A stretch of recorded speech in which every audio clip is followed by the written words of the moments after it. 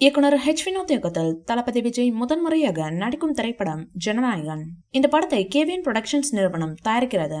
இந்த படத்தில் தளபதி விஜயுடன் இரண்டாம் முறையாக பூஜா ஹெக்டே ஜோடி சேர்ந்திருக்கிறார். இவர்கள் ஏற்கனவே பீஸ்ட் திரைப்படத்தில் இணைந்திருக்கின்றனர். ஜனநாயகன் படத்தில் முக்கிய கதாபாத்திரங்களில் மலையாள நடிகை மம்தா பைஜு, பிரியாமணி, நரேன், பாபி தேயோல் உள்ளிட்ட பலர் நடித்திருக்கின்றனர்.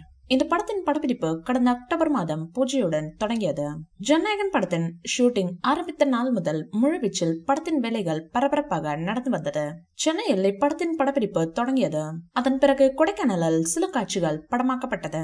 இந்நிலையில் காமெடிக்கு பெயர் போனவர் தான் நம்ம வடிவேலு சார்.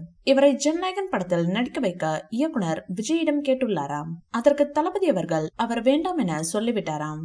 ஏனென்றால் மறைந்த நடிகரும் தேமுதிக தலைவருமான விஜயகாந்த் அவர்களை தவறாக பேசியதால் சமீபத்திய திமுக மேடையில் ஸ்டாலின் பேச்சு கேட்டு மேடையில் தளபதியை கொஞ்சம் தவறாக பேசியுள்ளார். இதனை பார்த்த தளபதி என் படத்திலும் மற்ற படத்திலும் உன்னை நடிக்க விடமாட்டேன் என வடிவேலுவை நேரடியாக எச்சரித்துள்ளார். இதனை புரிந்து கொண்ட வடிவேலு, நான் பேசினது தப்புதான் தம்பி, என்னை மன்னித்து விடுங்கள் என கண்ணீர் மல்க வீடியோ வெளியிட்டு மன்னிப்பு கேட்டுள்ளார். இதனால் தளபதி படத்தில் சேர்த்துக் கொள்வாரா என பொறுத்திருந்து பார்ப்போம். இந்நிலையில் இந்த படத்தின் முதல் பாடல் குறித்த தகவல் வெளியாகி உள்ளது.